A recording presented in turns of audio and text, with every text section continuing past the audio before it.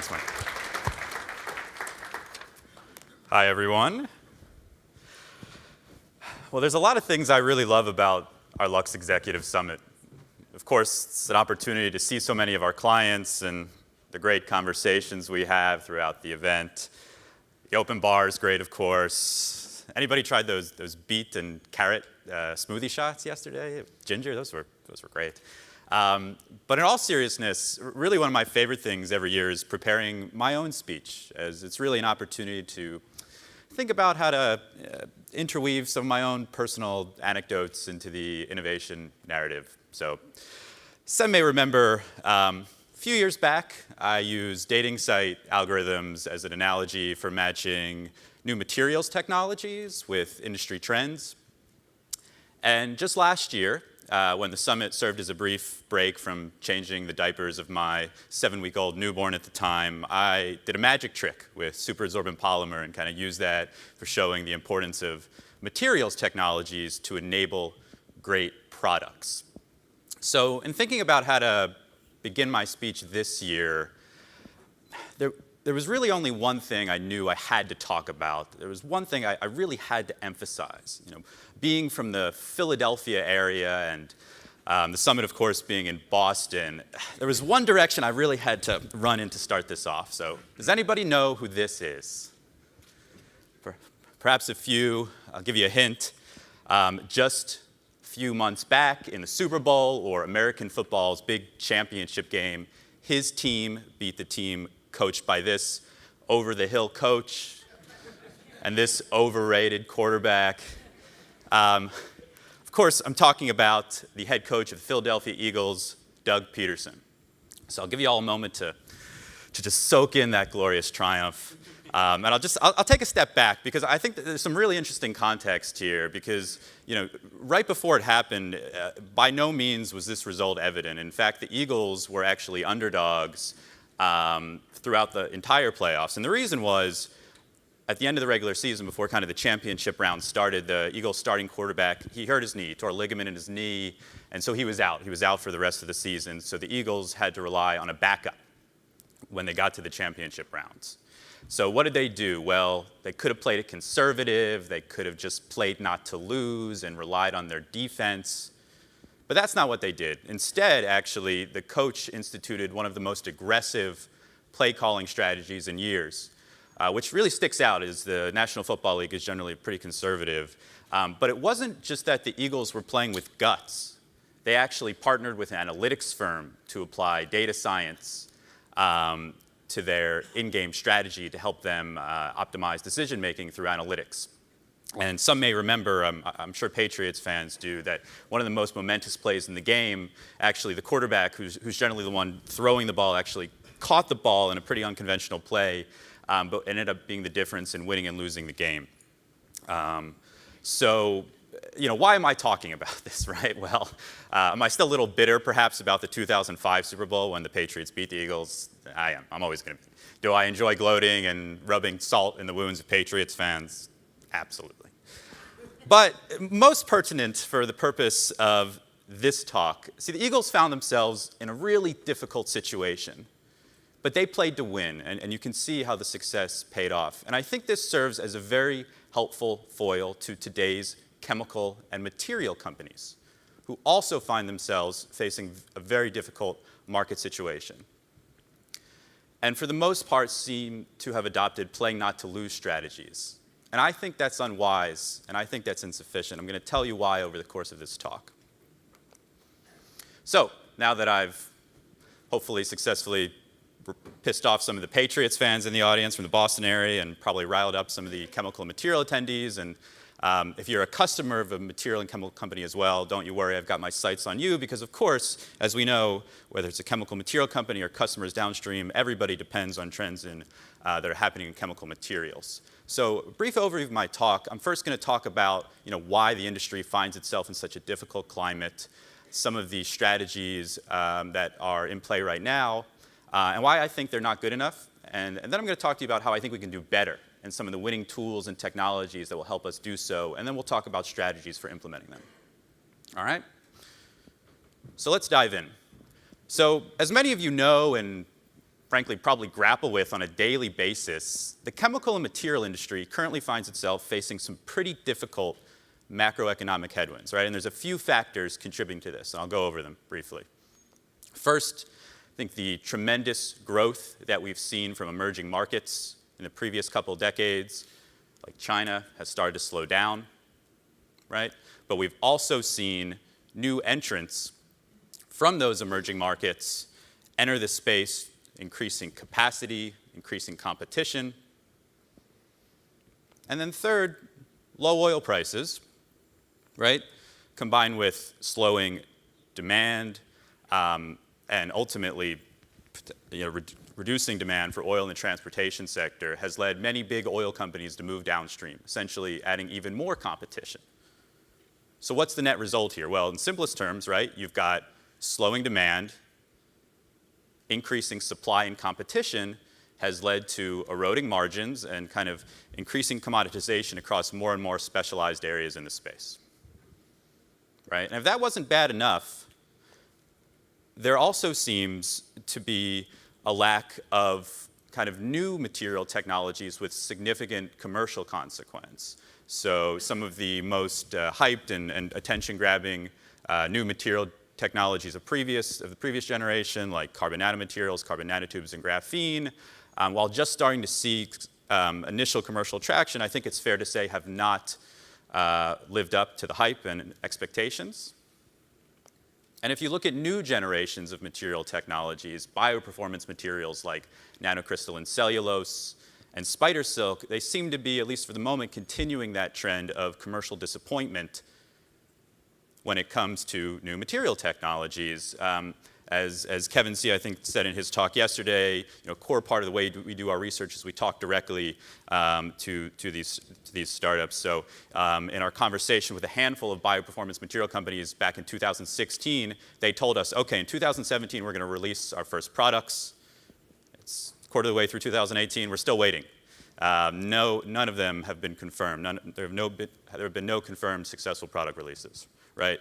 So what have chemical materials companies done to cope with this difficult landscape, right? Well, it seems like what a lot of them have done is to try to get bigger, right, as evidenced by all of the merger and acquisition activity in the space in the past couple of years. It really seems like a lot of them believe the key to minimizing the damage here is through economies of scale and cost cutting, right? But I've got some significant concerns with this approach. First of all, I really worry that such playing not to lose strategies risk prioritizing accounting innovation at the expense of investing more in true emerging technology innovation. Right? The other concern is that I think in such an environment dominated by synergies of scale and cost cutting, companies become even more vulnerable to activist investor campaigns. Right? I think it's no coincidence that in the same period of time of which we've seen such an increase in activity in M&A, we've also seen a real increase in activist investors campaigns in the chemical and material industry, right? And what's pretty interesting is that if you actually look at the market as a whole, on average, companies that were able to fight off activists actually perform better than those in which the activists won, right? So this is pretty scary. I mean, let's be honest. I think this is pretty bad, or could be pretty bad for long-term innovation. If you think about it, by not kind of placing the long-term bets in emerging technology innovation, 3, 5, 10 years from now, what is the industry going to have to fall back on? If they don't place those bets now, all they're going to have to fall back on is cost cutting. And I really worry the industry risks kind of ceding even more and more influence to activists in kind of what I would call a destructive, self-reinforcing feedback loop. So it's a pretty bleak situation, right? It's pretty bleak. And it's led to a number of provocative quotes about the fate of the industry. If you like quotes and talking about fate, I suggest you attend my colleague Matt Wagner's talk later this morning on bridging the materials products gap. But despite how eyeball-grabbing quotes like this are, I do think they're missing some important nuance. So to be clear, in my view, I do believe that if the industry just continues as business as normal with these playing not to lose strategies, I do think there's a very good chance the future is doomed to where financial engineering dominates chemical engineering. But I don't think it has to be that way. I think we can do better. I think just like the Eagles, who also found themselves in a difficult situation, there's a way to play to win here. And that's what I'm going to talk about over the remainder of this presentation. In the second act, I'm going to go over what I believe some of the winning tools are, and then we'll talk about strategies for implementing them. All right, so I think a simple question that I'd like to kind of pose right now is, why are materials innovations so important, right? Not just important, but historically very profitable. Meaningfully, historically, this part of the value chain has been meaningfully more profitable than those more upstream, as well as downstream customers, right? Whether it be the buildings we live in, the transportation that takes us from point A to point B, electronic materials that enable our consumer devices, or critical metal components, right? Materials innovations are so important because they enable disruptive products, right? Which makes playing to win, which makes doing better here, which makes ensuring the industry is more than just financial engineering critical, whether you're a chemical material company or whether you're a customer who relies on chemical materials to make great products. So in other words, my view, playing to win requires thinking about materials innovations in tandem with the technologies that help them to enable to make great products. And at Lux, we've developed a framework for helping our clients think about the business issues and strategic frameworks for doing this. And we call this the Digital Toolbox. And this in particular is the Digital Toolbox for accelerating materials innovation. Just to be upfront, this list is certainly not exhaustive. There's other things we could add on here. But the 4 tools I'm going to talk about today, materials informatics, synthetic biology, 3D printing, and generative design, what they all have in common is that they have enormous disruptive potential, not just for materials innovators, but for their customers downstream in value chains across all industries. So what I'll do over the next couple slides is give you a brief overview of each of these technologies. So as a material scientist myself, I've loved how much love materials informatics has gotten at this conference so far, so I'll just give you a brief overview. But essentially, in simplest terms, it's the intersection of artificial intelligence and data science with material science to help us both discover new materials as well as match existing materials with property requirements, right? There's a number of obvious kind of performance benefits here, but there's also benefits in terms of accelerating the development process, saving cost by reducing the number of experiments you have to carry out, and essentially creating more value per experiment, because that data can then be extracted and used to improve the algorithms that improve the efficiency of future experiments as well. You can see here, currently over the past 20 years, in materials informatics, the number of papers is much higher than the number of patents. So you can tell, this is a space that's still pretty ripe for fundamental technological advancement, and you can see from the funding, still pretty modest, so it's still pretty early stage commercially. Another materials technology in which we see an intersection with digital tools is synthetic biology, right? And unlike materials informatics, this space has really exploded in activity and funding in recent years. And some of the most interesting developments have been with combining artificial intelligence with automation and robotic technologies to both improve potential performance, but also accelerate developmental timelines. In addition, there's potential to create more economic unit operations of bio-based processes compared to traditional petroleum-based processes as well. And as I said, this space has just had enormous activity in recent years. You've seen a handful of companies receive 100+ million funding rounds, even billion-dollar valuations. I'll talk about that a little bit more in the third act, but just quite a lot of activity. Right. But speaking of high activity, a technology, and you may have seen this in Kevin C's talk yesterday, this 3D printing is actually number 2 in terms of innovation interest in our overall Lux 18 for 18. So not just across materials technologies, but all emerging technologies. In case anybody's been living under a rock these past few years, I'll give you a brief overview of 3D printing. So essentially, it's the additive manufacturing of objects layer by layer based on digital design data.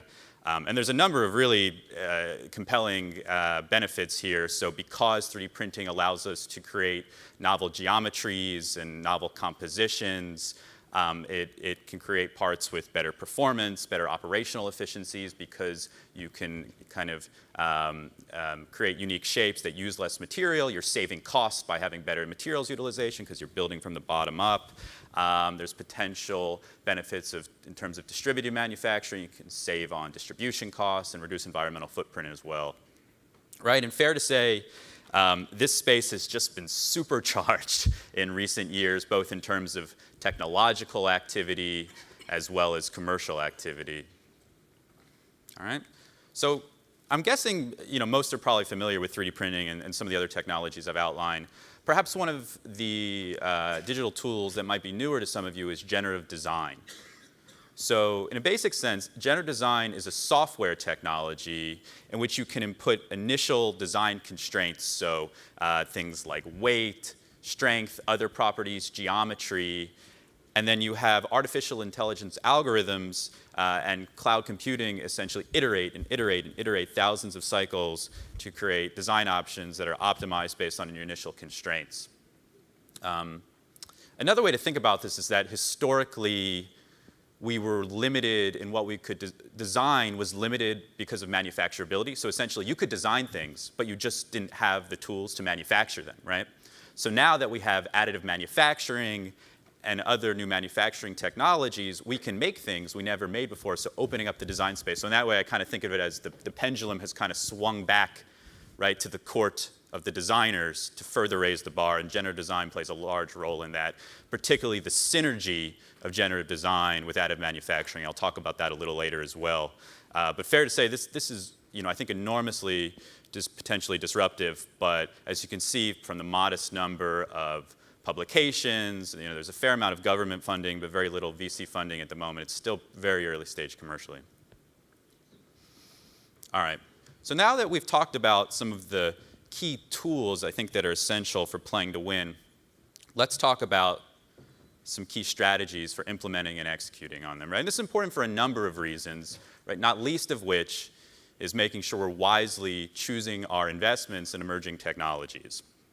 And while perhaps some of the technologies I talked about in the previous slides may be new to some of you, they've certainly caught the attention of investors in recent years, which has kind of led to a situation that's kind of unique in the materials space, which is startups getting software-like valuations. So just in the past 6 months alone, we've seen a handful of materials companies getting 100-plus investments in the hundreds of millions of dollars and billion-dollar valuations, right? And as you can tell at this point, I'm certainly an advocate of playing to win, right? But guts without a good strategy certainly risks overcapitalization is a recipe for potentially a poor return on investment, right? So the key certainly is to combine the right technology with the right strategy, right? And as my colleague Kevin C. introduced yesterday, you heard about from Cosmin and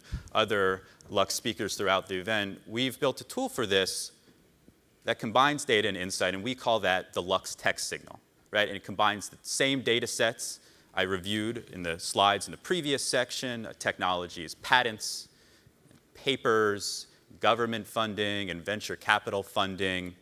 We combine that with our own analyst insight. So you can see here how the technologies I've been talking about stack up in terms of their innovation interest as well as their commercial maturity.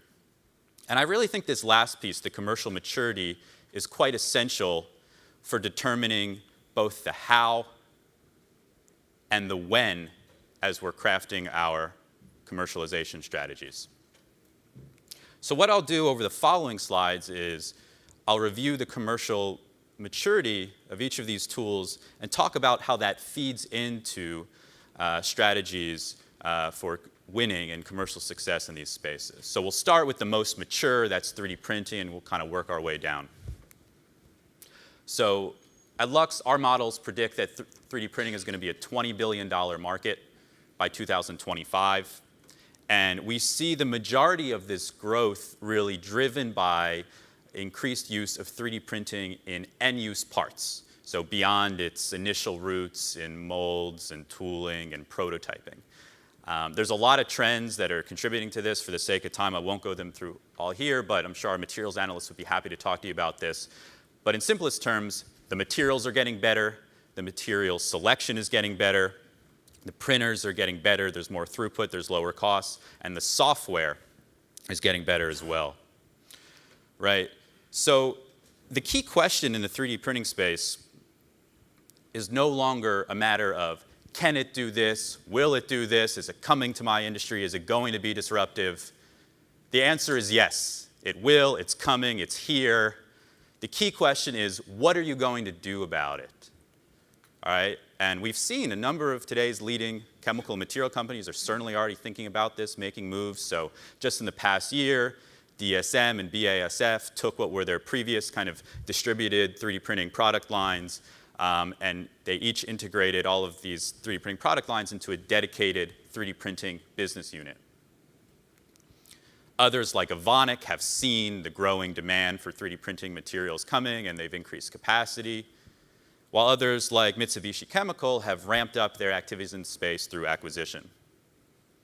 Right? Looking a little more downstream, we've certainly seen increased activity in higher performing applications like military and aerospace. But what's also been really interesting is that we've seen quite a lot of momentum in higher volume, more cost-sensitive industries like automotive, which just a few years back, seemed like it was much further away. So the time is certainly now to create a 3D printing strategy. Chances are, if you're not already thinking about this, you're probably already a little behind your competitors who are already doing so. All right? So now we move on to synthetic biology. And unlike 3D printing, which has seen quite consistently commercial momentum and new product releases over the past few years, the recurring theme in SynBio is more one of a lack of commercial success. There is certainly high potential here, but the commercial execution has been pretty limited so far. Just as one case study, one company I picked on a little bit last year is a spider silk company called Bolt Threads. So this is me on this same stage a year ago talking about Bolt Threads. And the reason it stuck out to me is because I had read an article at the time in Chemical Engineering News in which the CEO of Bolt Threads was bragging that after $90 million in investment, they had released their first commercial product, and it was a necktie. Right? It was a gorgeous tie, but they had only made 50 of them, and in my view, it didn't seem to really take advantage of the key performance properties that investors were probably thinking about in the first place. So fast forward a year, what happened? Well, they made a few more ties, they added a couple hats as well, but that's it, no more other products beyond marketing gimmicks, what I would say. But they were successful in raising another $123 million, bringing their total funding to date to over $200 million. So I suppose none of their investors were in the audience last year, which is a shame. But in all seriousness, I think this really kind of highlights the mismatch in a way between the hype and the commercial reality. And this has led to an interesting shift. And we've seen companies in the SynBio space actually starting to move to a services model to improve individual steps. So instead of trying to be a platform technology, trying to do it all, we've seen companies adapt more of a services model to try to improve individual steps of the value chain.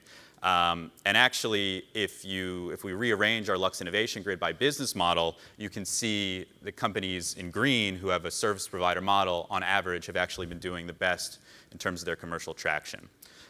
One good example of a company like this is Ginkgo Bioworks. I think Ginkgo might be in the audience. If you are, you can raise your hand. I know they were on a panel yesterday. But Ginkgo is a really good example. And they've been successful in securing a number of commercial partners in various end applications. So some of the key advice here would be not to get caught up in kind of the hype of platform technologies, which we've seen again and again throughout the history of material science is really a recipe for commercial disappointment, and instead try to focus on working with companies who are concretely improving individual steps in the value chain. Okay. Now on to materials informatics, which you already heard a little about from other speakers as well.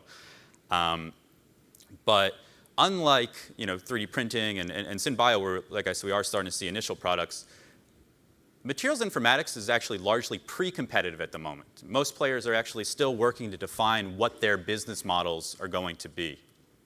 But what's interesting is if you look at our Lux Innovation Grid, and Cosmin touched on this as well, on average, the companies are positioned quite favorably, ranging from high potential to dominant, and those familiar with the other technology spaces Lux covers and other Lux Innovation Grids, this is pretty rare for generally to be so favorable. And there's a couple reasons for this. First of all, it's important to point out that materials informatics is not looking to displace traditional computational chemistry based on physics-based approaches. It's looking to augment these traditional tools. So it's looking to not compete for the same market share, but unlock new value. And the other simple fact is that, at heart, these are software technologies. So it allows these companies to kind of scale more efficiently without the same capital expenditure investments. The real challenge in materials informatics, as it is with a lot of artificial intelligence technologies, is one of data, right? We need more data, we need better data, we need central repositories, right? It's not just the successful experimental data, it's the failed data, it's the control data, it all helps us learn.